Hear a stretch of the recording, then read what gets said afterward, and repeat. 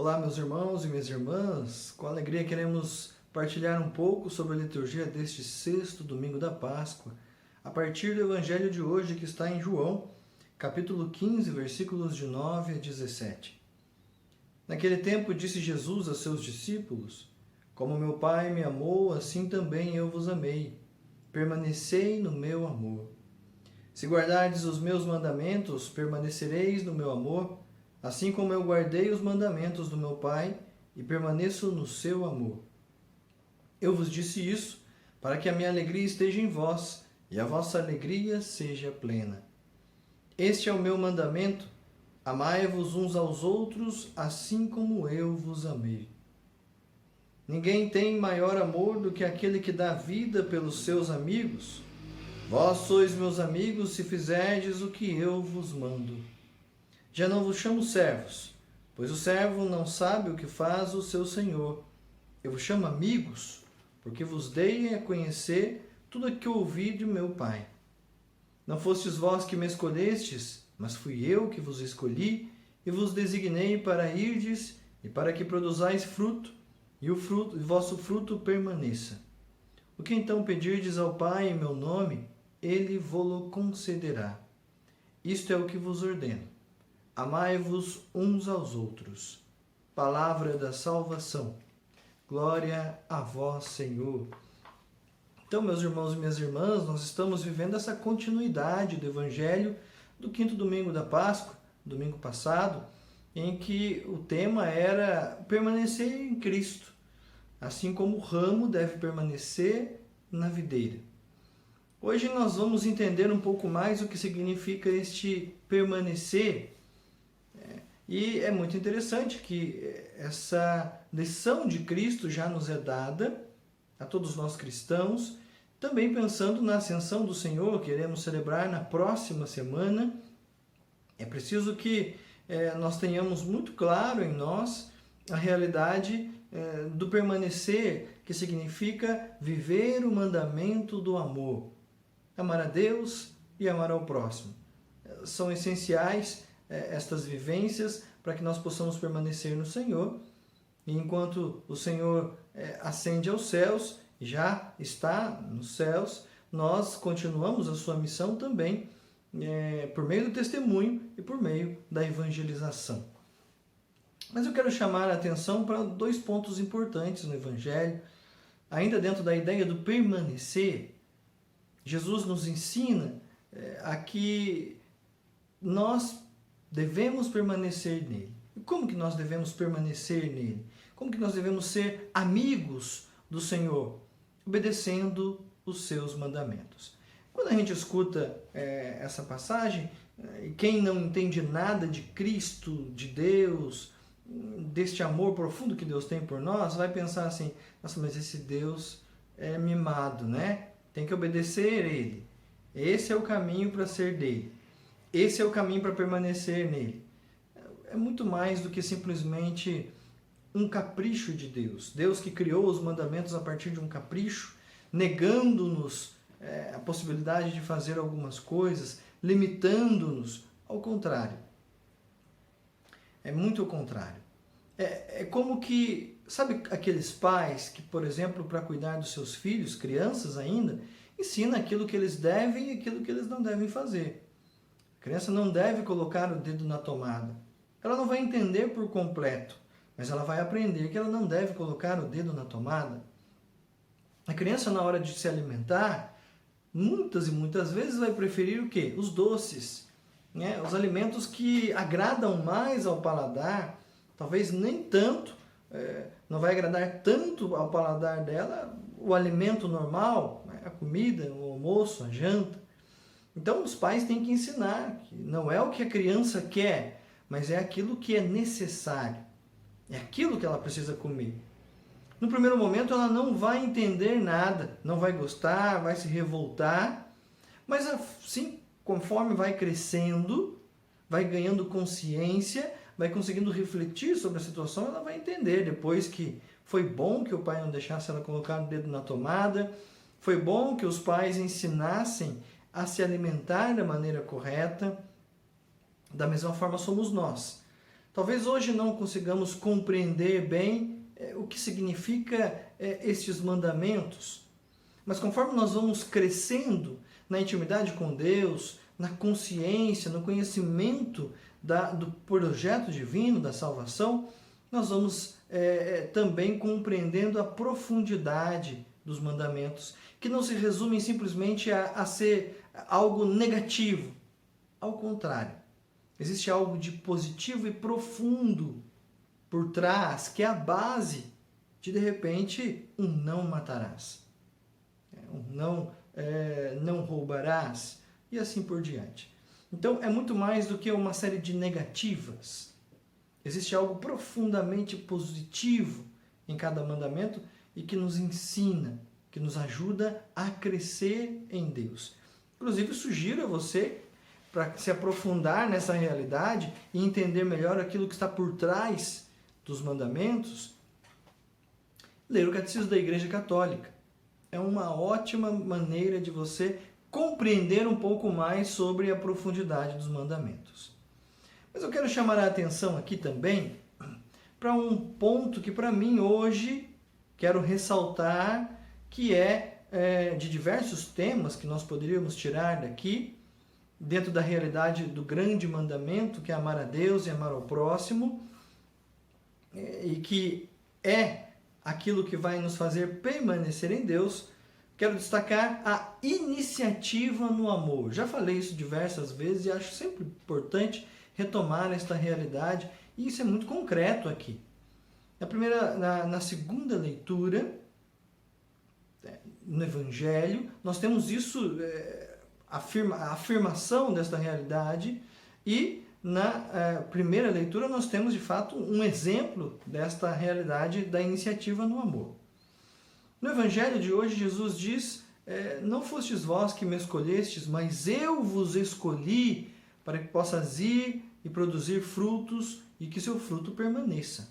Ou seja, a escolha é de Deus, a iniciativa no amar é de Deus. Da mesma forma, na segunda leitura, Carta de São João, está escrito: nisto consiste o amor. Não nós temos escolhido a Deus, amado a Deus por primeiro, mas Ele nos amou e enviou seu Filho único para nos salvar. Portanto, a iniciativa no amor é sempre de Deus. Quem ama tem a iniciativa, isso é um fato. E Deus que é amor, Ele toma sempre a iniciativa. A iniciativa em nos criar, a iniciativa em enviar Jesus para nos salvar, a iniciativa em muitas e muitas vezes se colocar, se revelar, né, na história da salvação e na nossa história pessoal de salvação, quando Deus se revela de muitas maneiras, mostrando o seu amor, e por fim também na própria redenção, no ato da redenção, aquilo que nós podemos celebrar aí na Semana Santa e que nós estamos celebrando ainda na Páscoa, é o mistério pascal de Nosso Senhor. Tudo isso mostra a iniciativa de Deus, essa iniciativa tão bonita do Senhor. E na primeira leitura, nós temos essa realidade na prática. É muito interessante ver, conhecer um pouquinho dos detalhes ali, do que estava acontecendo. Veja, Pedro, junto com alguns cristãos convertidos do judaísmo, foram até a casa de Cornélio. Deus enviou Pedro até a casa de Cornélio. Pedro teve um sonho, Cornélio também, e era para ele ir até a casa de um pagão. Quando ele chega na casa do pagão, começam a conversar, e ele sente no coração, e exclama admirado: olha, de fato Deus não faz distinção de pessoas, de nações, Ele quer salvar a todos, inclusive os pagãos. Porque existia uma ideia entre os judeus de que seriam apenas os judeus o objeto da salvação e da graça de Deus. Então, porque era o povo eleito, porque Deus teve que escolher dentre vários povos da terra um povo para se revelar e iniciar o seu projeto de salvação, que não era só para aquele povo, mas era para toda a humanidade. Mas só que eles só entenderam que era aquele povo. Então eles entendiam que os pagãos não poderiam ser inclusive nem mesmo judeus. Judeu era apenas filho de alguém que era do judaísmo, nascido em Israel. O estrangeiro não poderia ser judeu. Alguém convertido do paganismo não poderia ser judeu. Era chamado de temente a Deus. Até na leitura mostra essa realidade do Cornélio, um centurião romano. Se você ler um pouco antes desse trecho de hoje, você vai perceber que ele era um temente a Deus. Ele rezava, ele jejuava, enfim, buscava seguir a Deus, mas era chamado de temente a Deus, porque ele não era um judeu de fato. Então, não somente Pedro se admira, como os próprios cristãos convertidos do judaísmo também se admiram. E, além disso, Deus, para poder mostrar a iniciativa, e surpreender ainda mais, manda o Espírito Santo sobre a família de Cornélio. Aquele mesmo Espírito Santo que ele enviou sobre os seus discípulos, sobre os seus apóstolos, no Pentecostes, ele também vem sobre esta família pagã. Então, Deus dizendo assim, olha, sou eu que escolho, sou eu que tomo a iniciativa, eu quero salvar a todos. Por isso que depois, Pedro ainda vai dizer, como nós podemos negar a água do batismo a estes escolhidos, que Deus inclusive já enviou o seu Espírito Santo. Deus já está dizendo para nós, vamos batizá-los, vamos acolhê-los, porque Deus quer salvar a todos. E nessa leitura percebe-se, e está escrito, que todos ficavam admirados. Deus sempre nos surpreende na sua iniciativa para nos amar. Por que nos surpreende? Porque nós estamos acostumados com um amor limitado. Um amor que exige reciprocidade. Eu amo se o outro me amar. Eu cumprimento se o outro me cumprimentar. Eu dou atenção se o outro me der atenção. Com Deus não é assim. Com o amor mais puro e verdadeiro, com a fonte do amor, a coisa é diferente. Independente de quem somos, do que fizemos. Deus nos ama. Jesus morreu por todos, inclusive por aqueles que hoje falam mal dele. Inclusive por aqueles que hoje não acreditam nele ou até blasfemam. Quantos por aí blasfemam? Perdidos que estão, sem entender. A estes também Deus os ama, da mesma maneira, com o mesmo amor. Só que só podemos lamentar o fato deles ignorarem esse amor e escolherem outro caminho.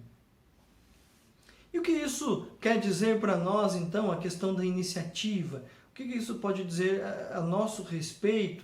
Pensando aqui no mandamento do amor, no grande mandamento do amor, amar a Deus e ao próximo, como a si mesmo. Em primeiro lugar, nós temos que entender que nós não podemos surpreender a Deus. Nós não conseguimos tomar a iniciativa no amor. Na nossa relação com Deus, nós respondemos à iniciativa dele. É sempre ele a tomar a iniciativa. Quando a gente já está indo, ele já foi e já voltou. Como diz aquele ditado, como a gente está indo com a farinha de trigo, Deus já voltou com o bolo pronto. Ou seja, nós só podemos responder a este amor. Na nossa resposta, qual deve ser a nossa forma de responder? Dar o melhor de nós.